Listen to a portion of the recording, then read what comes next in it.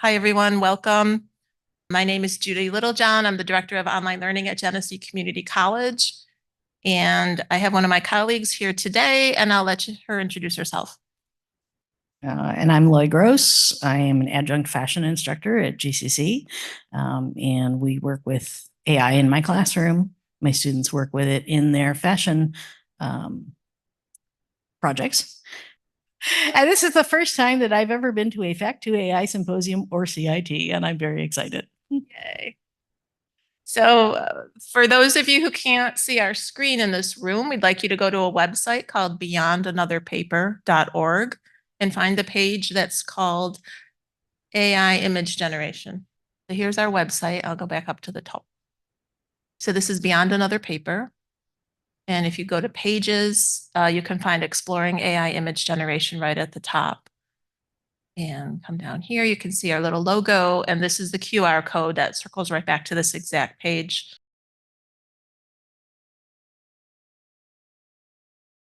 But if that's all you need is the QR code, there you are. And so we just want to briefly go over our objectives for today. We're going to look at the fusion of art and technology and cultivate an awareness of harmful stereotyping in AI-generated imagery. Experiment with different tools so you can all create your own unique artworks. Watch the real-time evolution and refinement of the images you're creating. Explore the potential of AI in unlocking your creativity. Work with a team and create images based on specific prompts, and discover the endless possibilities at the intersection of AI and art. So here on the website, you'll see a list of 11, I believe it is, free or freemium AI image generators. And we just wanted to put an assortment of tools out here that you don't have to spend any money on today. There are some you might need to have an account with another, like a pre-existing account with one company before you can get in, but at least you should find at least one or two tools here that you can access right away. So the first one up there is in Canva. There is something called the Magic Studio, which is built into Canva. It is only if you have the premium version, so you have to have an account at Canva. But the AI generation of it is free. It is really nice because it's integrated right into the presentation image generation tool. It doesn't require a lot of expertise. It is not very good at generating people's faces. It is a little creepy on that aspect. The next one is Crayon, which is the free version of DALL-E. It's nice because it's completely free. You can play with it to your heart's content. So you can explore different ideas until you get the one you want, and you won't run out of free tokens or free images for the day. Next, we have Deep AI. This one was nice because it gives you a lot of options to choose from. So if you don't want to start with a blank slate, you can do things like choose a cute animal, an anime portrait, or dozens of other options that they have laid out for you. They give you a lot of guidance and a lot of things that you can choose to generate the image that you want. I think it's helpful. Next is the Google Image FX. You sign in with your Google account, and this is in the Google Test Kitchen. And once you're in there, you freely type in your prompt and see what the result is that will be generated. Okay, the next one on the list is Firefly. Firefly is built into Adobe Photoshop or Adobe Illustrator.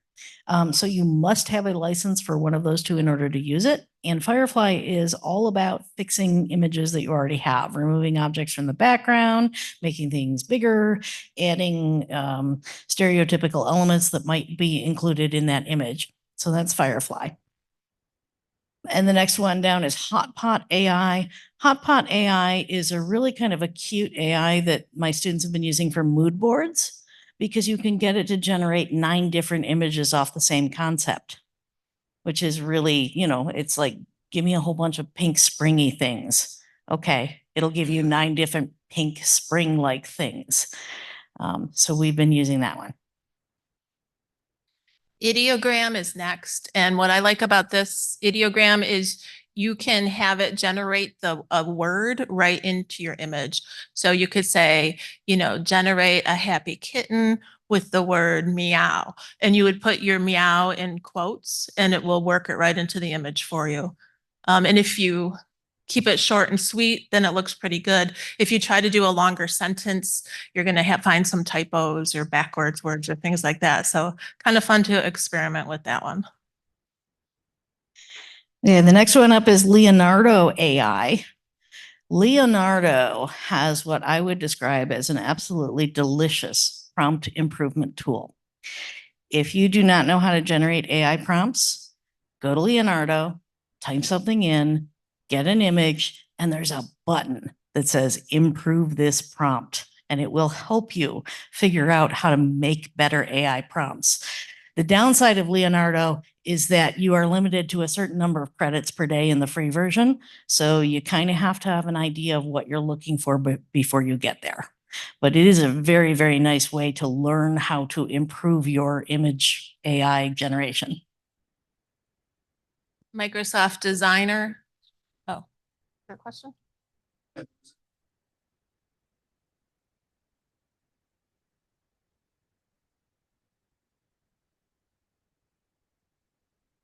Yeah, we'll get there. Yeah, relax. There's a question. Okay. Yeah, we're on our way there. We've got 3 to go. Microsoft Designer is next. And you need a personal Microsoft account is what I've discovered with this one. I am not able to get into it through my college account. So I have to use a browser that I don't typically use and use a personal Microsoft account in order to get in there. So just a heads up on that if you want to try out Microsoft Designer. And Playground AI is another one where you would sign up with your Google account. And on this one, I found that you need super clear, precise prompts to get what you want.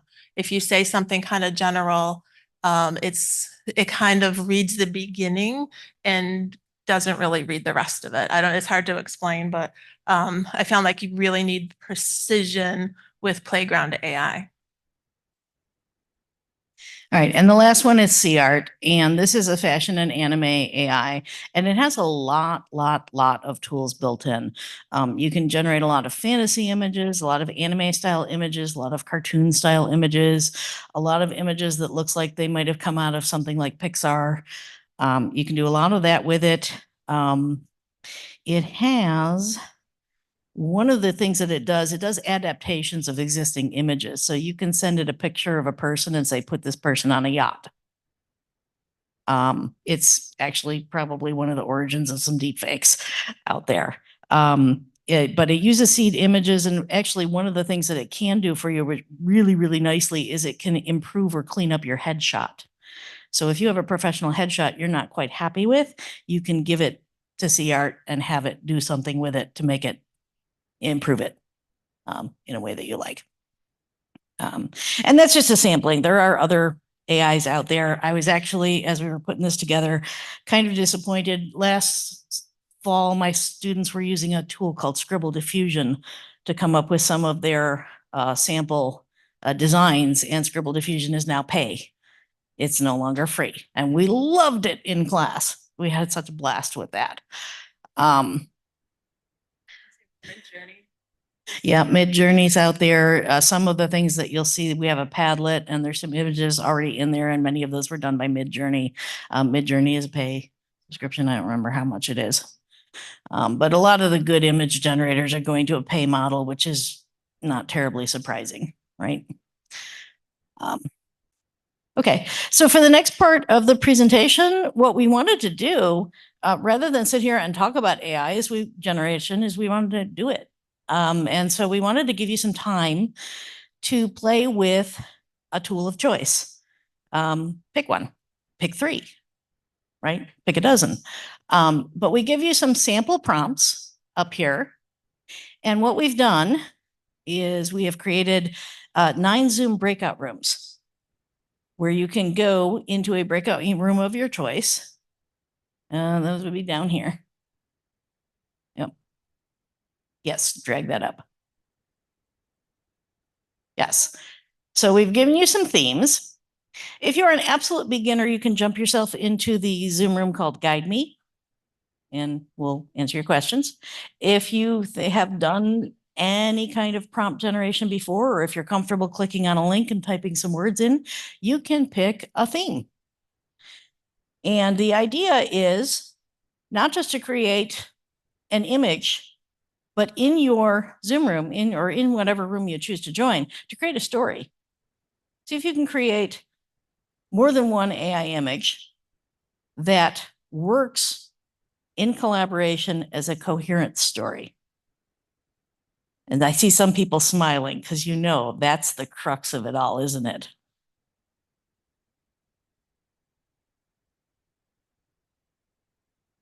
Yes, the question was moving the file over, moving that over. Okay.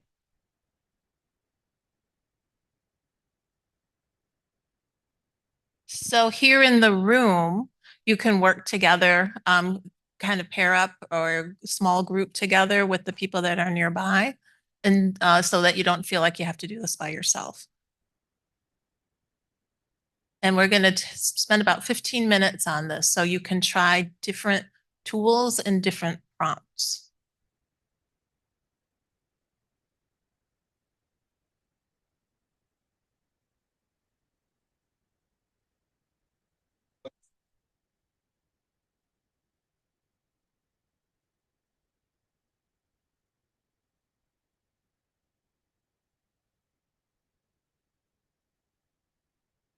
Sure. Absolutely. If you look on so one thing on the website that we have, Beyond the Paper, there's a Padlet there, and we would enjoy it very much if you would share your images on that Padlet. And then you can share them with people in the room and people who are joining us by Zoom. So the question was about censorship. There was a question in the chat about censorship, and Microsoft Paint will not generate images of politicians.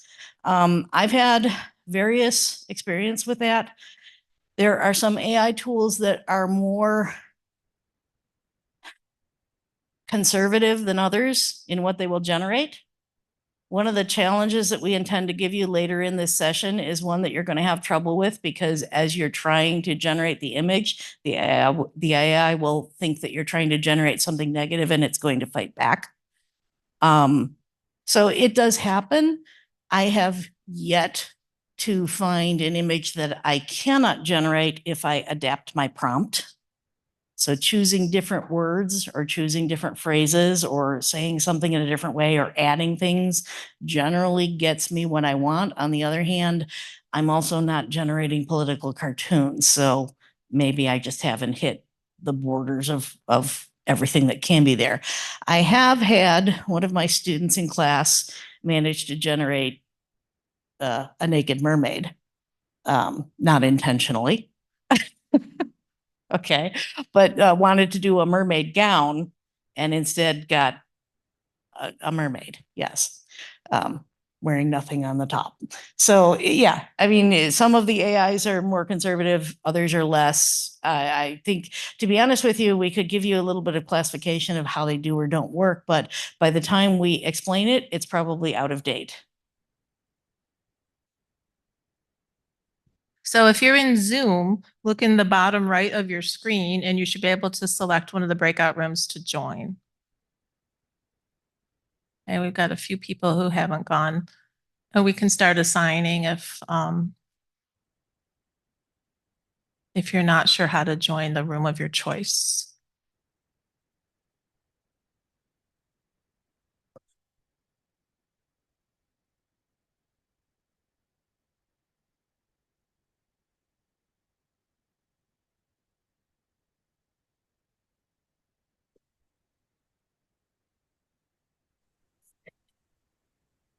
I don't think I understand the technology, how to put myself in a room. Okay. Is there a room that you wanted in particular? Was there one where I can try to generate stuff for my current projects? I don't think there was. Let's No. see. Doesn't matter. I'm exploring. I have never tried to do this before. So maybe the early one, the Ask Me one. To guide me. Yes, please. And your name was which person? Natasha Daniels. Thank you. Mhm.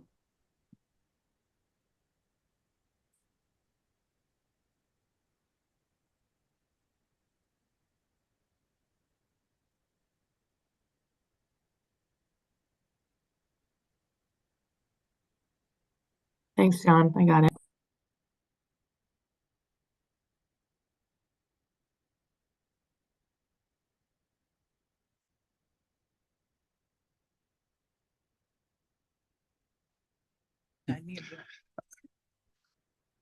In order to join, all you have to do is click on the little breakout room icon on the bottom of your screen. It'll give you a list and then just click join and it will take you right to the other people working on the group. And you can see the number of people in each room on that list.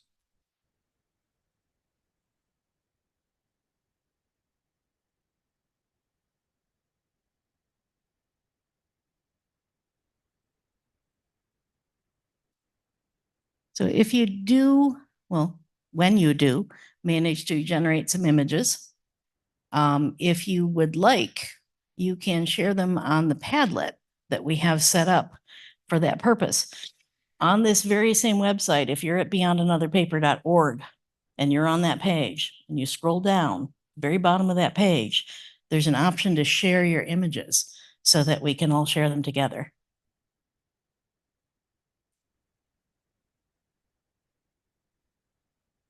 Okay.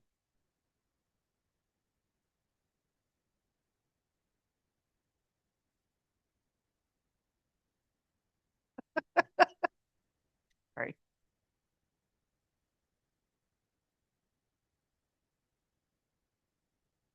Okay. Can you scroll down so we can see that? All right. Yeah, so down at the bottom, what tools you recommend, and then share your images. There's a place here on the bottom right-hand corner of that Padlet. You see the little plus sign there. If you tap on or click on that little plus sign, you'll be able to add images that you've created during the session. And there's some in there already. I am a BTS fan. And one of the things that I like to do is throw BTS lyrics in my favorite AI generators, which generate some really interesting results. So some of those are already in there, but please feel free to add to that collection. Talk to each other. Shares.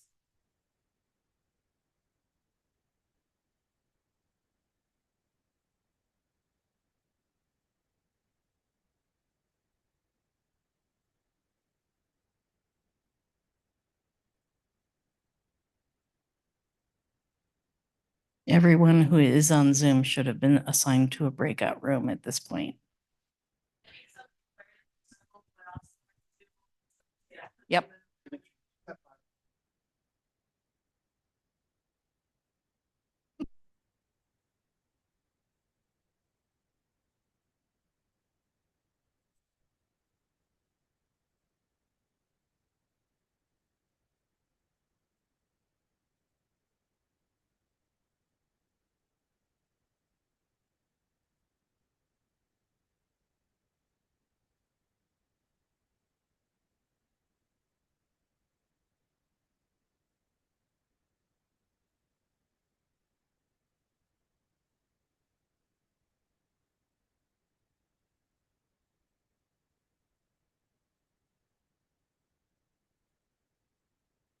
Interesting, the first sample image up here with the lion eagle. There were two sample images that you produced, and both of them included actual visible sun rays. Nowhere in our prompt did it ask for sun rays. Where did those come from?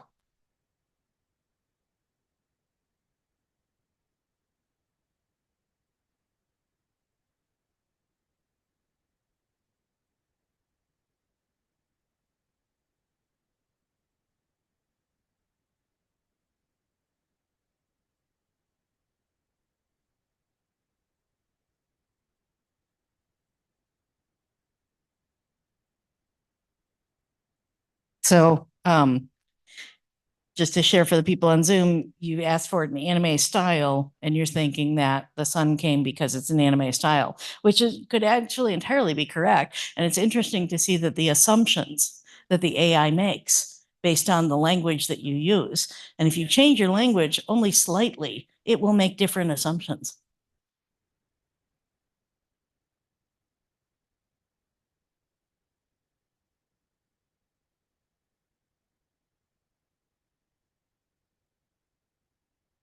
Leonardo. Yeah.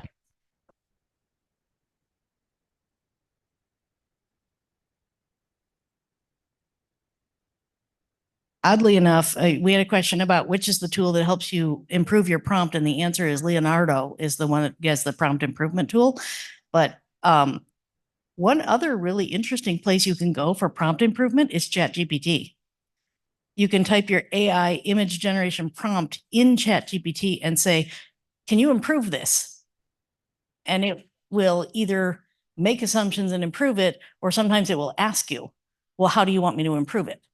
Do you want me to do style? Do you want me to do color? Do you want me to do theme? Do you want certain aspects?" And so it will actually fill in some of the details for you that you may have not thought about.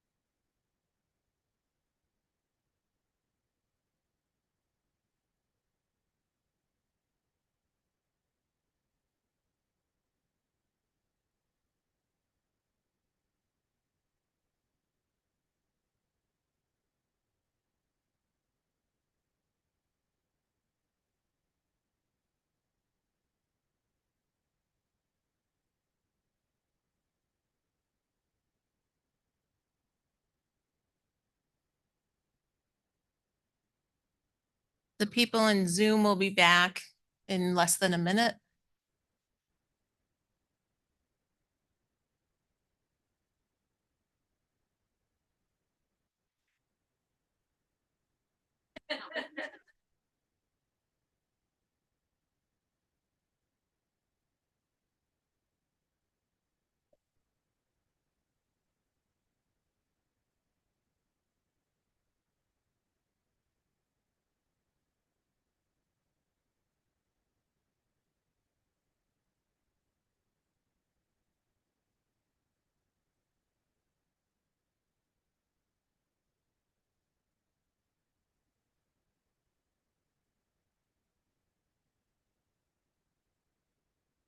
Okay.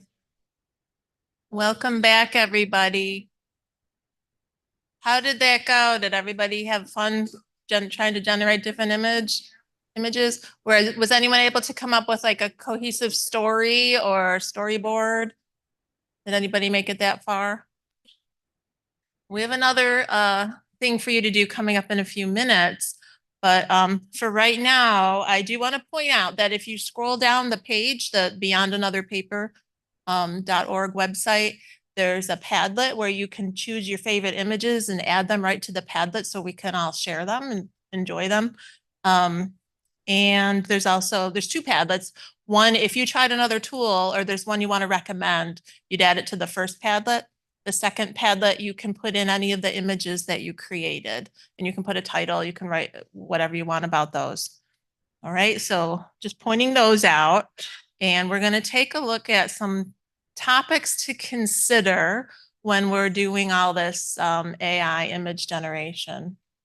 Some of the obvious ones, right, or copyright is a huge topic. So if you made an image, say in Leonardo, who owns that image?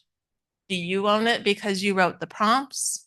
Does the web developer or the software developer own it because they created the software that generated the image? And so it's an ongoing dispute. I did I put a copyright article in here that you can take a look at about from the Harvard Business Review. It's a kind of an ongoing debate. I think pretty much people own their prompts, right? But do you own the image? I don't know. So it's not for me to decide. It's for people who get paid more than I do. But I'll put a link there, and that's another place we can have more conversation later on when we get through the rest of these topics if people want to talk about that more. Right hand in hand with copyright is attribution. So how do we cite our images? How do we want our students to cite images that they created with one of these softwares? And so here's a nice LibGuide from Brown. And I kind of liked this. I feel like LibGuides are helpful. Brown should still be around. So that's just one that I recommended. I don't have a horse in this race. I'm not advocating Brown. If somebody wants to recommend a better one to put here, by all means, feel free. So just some things to think about. These are kind of the more obvious things, the attribution and the copyright. But Lloyd's going to talk to us a little bit deeper on some of the stereotypes and other things that we want to consider. And she's got a challenge for you as well. So one of the things that's coming up with AI is the idea of photorealism, deepfakes, and bias and stereotypes. And it's kind of all, let's talk about the photorealism and deepfakes. We are coming into a trust crisis when it comes to AI. When you see something online, is it real? Is it fake? And the fakes are getting easier for the average person to generate. And I make it clear to my students that deepfakes have been around for a long time, okay? But it used to take very highly skilled people to make them, very technical skills and some rather expensive equipment and a lot of time. And now we can do it on a whim of a prompt, which brings us to a whole issue of critical thinking, which is what I'm going to talk about tomorrow. But just to know that that's out there, and some of the deep fakes are really, really, really good. My students can generate really good ones by accident. That's scary. The other thing that we want to talk about, and we talk about this quite a bit more, is perpetuating stereotypes and bias. Like when we asked, when you ask for an anime fantasy character in the forest, why does it generate those golden sunbeams in every image? Like, because that's the pattern that the AI is trying to match. So AI is trying to match a pattern. When you tell it to make a hand, it's trying to match a pattern of 4 fingers and a thumb. And it took it about 3 years to successfully do that. But now it's done it so well that it's hard to get the AI to generate an incorrect hand. Give me a hand with 3 fingers and a thumb. AI will happily generate you a hand with 4 fingers and a thumb, and it'll even reply to you saying, here's a hand with 3 fingers and a thumb. Okay, so what I wanted to do is talk a little bit about that, or not talk a little bit about that, but have you guys experiment a little bit with that, because experimenting is always better than listening to me talk. So I put up some prompts that I know are problematic, prompts that the AI is going to fight you, that you're going to have difficulty doing those prompts. The first one is a realistic plus size person, in particular, a realistic plus size woman. I challenge you to create one with a waist, an actual waist, like not a cinched waist, an actual plus sized waist. A liberal that does not have either blue hair, facial piercings, or a tattoo. Are you thinking caricature here? Yes, and so am I. But if you ask most of these AI generators to make a liberal, that person will have one of those 3 things. See if you can get it to do that without it. People in poverty whose clothes are not torn or dirty. People who don't look like urchins. Okay, because not everybody who's in poverty looks like that, right? Try some job roles or some ethnicities. Can you make a scientist without a lab coat? Right? Can you put in your own heritage prompts? Like, I would like to see somebody wearing traditional Irish couture, but not a caricature of Irish couture, right? Like, yes, not a leprechaun. Okay. Or, and this one is really interesting when it gets down to it. Think about fantasy characters, elves, gnomes, dragons, right? Can you generate a gender neutral one? Goes back to AI thinks that all dogs are boys and all cats are girls, right? All elves are female. Can you get it to generate a gender neutral elf? So we've got some ideas there. Let's give them a try and see what the limitations of this AI are when it comes to the biases and the stereotypes and the caricatures. Remember we can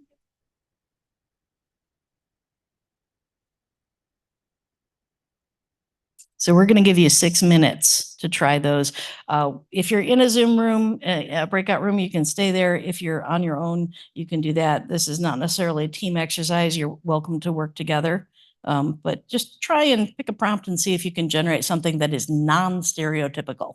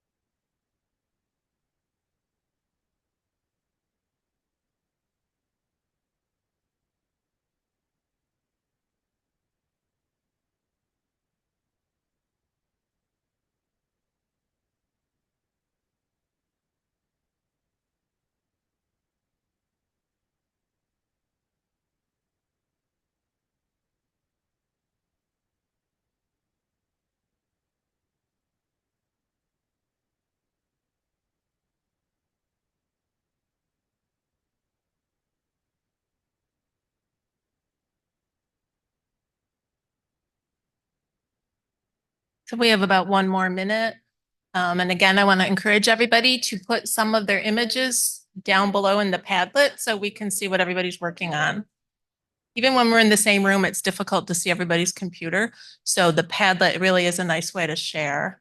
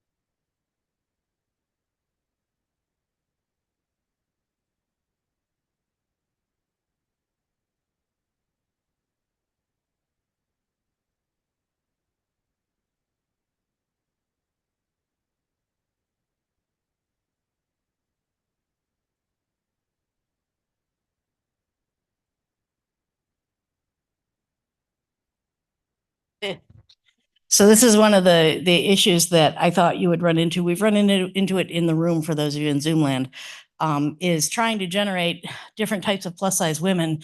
And the AI is coming back saying, I'm sorry, I can't do that. And what it's assuming that you're trying to make a derogatory image. So whatever the language is that you're using, it's pulling something out of that and assuming that you're trying to make fun of plus size people. Yeah. What is the prompt? So hang on a second. So first prompt, generate a realistic, healthy, and fit plus-sized woman. She exercises regularly and is in great shape. So that's where it says can't do it. And then the second prompt, I said in anime style, so it could do an illustration, generate a healthy and fit plus-size woman who exercises regularly and is in great shape. Yeah, and the AI being used in this case is DALL-E, and DALL-E is among the most conservative as far as prompts and words that it will not let you use, and implications that it will take out of your prompt that maybe you didn't intend to be in there.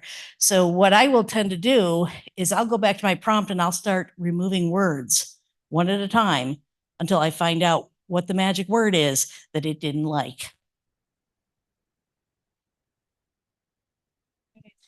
We've also had some really interesting experiences here in the room where people were able to generate plus size people from roughly chest up that were okay, but they didn't have any chin. Like, and I'm plus size, so I can say it, right? I got a chin. It's right here, right? when you generate a plus size person, they should have a little extra dimension on their chin. They should have some extra dimension in their upper arms. They should have some extra dimension in their thighs. They should have some extra dimension in their waist. Like that's a normal human being. And what AI generation is doing to us is it's showing us something that's an ideal human being and saying, this is normal.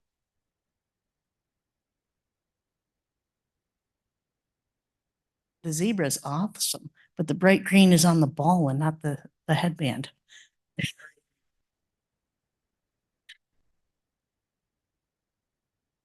That piano is not even on the ground. That it's hovering in midair.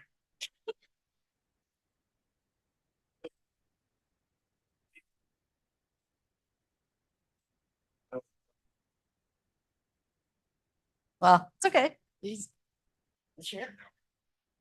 Just a little side note, when I was playing with some of these image systems a while ago, depending on the one you're using, you can also do the reverse of what was being mentioned with trying to find out why it won't create an image. If it's confusing an image like it did with the zebra, you can sort of build the image in levels. So you can start by saying, give me an image of a zebra. Okay, now give me an image of a zebra with a piano. Okay, now put that image into this background. So you can break up your prompts like that depending on which tool you're using. And I'll just add on to that experience that I tried to Pixar myself. And it gave me long hair. Those of you in the room, you can see that I have very short hair, not even shoulder length. So it gave me long hair, and I tried a series of prompts to have it give me short hair. And when it did finally give me short hair, it also gave me gray hair and give me lines in my face. Yes.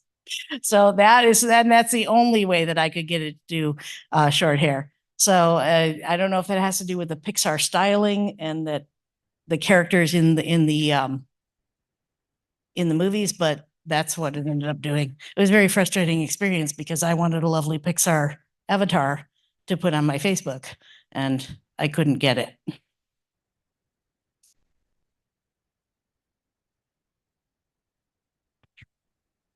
Sure. All right, so we have about 1 minute left, and we just kind of wanted to open up this, well, I guess that minute ran out, but if anybody had any questions or comments or observations that they wanted to share who hasn't had a chance to do it yet, please feel free. And we really urge you to come back anytime and add some images and tools to this site. I'm going to keep it open. I use this site for a lot of different things, so it's not going away anywhere. So please feel free to come back, or just come back on your own to see what other people have added, or to grab those prompts and links again. Oh, there's a dog on the bike. Well, at least he's trying to sit in the basket. Probably he's just sitting on the basket. There's an ancient river scene. Oh, that's lovely. And then what else have we got? Futuristic city skyline. Oh, is that like an eyeball radio? I'm not sure. That's cute. Fantasy or science fiction. Yeah.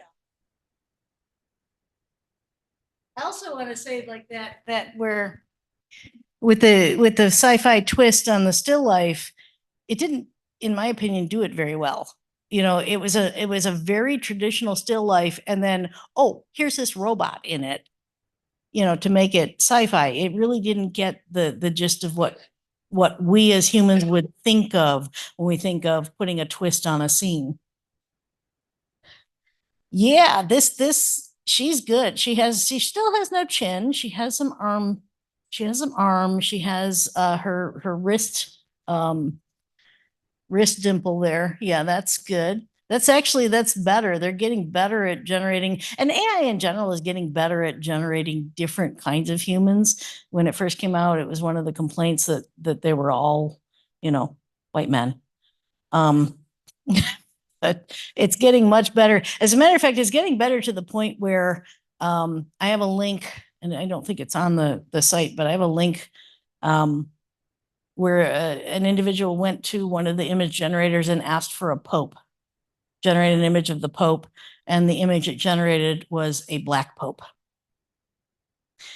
So the AI is actively trying to include more ethnicities, but it has absolutely no awareness whatsoever of the history. Maybe that's good, or maybe it's not. Yeah, people in poverty, well, see, they're still in a slum. Like, people, I grew up on public assistance, so I grew up on the poverty line, and we did not look like that. We looked like a normal house, anybody else's. Yeah, those ladies look great. Oh, a Norman Rockwell painting.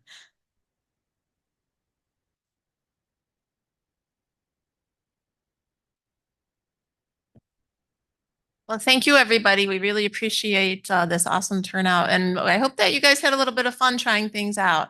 I know it was pretty basic, but well, thank you all.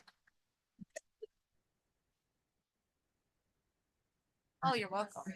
Yeah, that Thank was you the very goal. We much. wanted people to come in and try it, and have some things to take away. So, and please circle back and share when you're able to. Thank you. Thank you. This was great.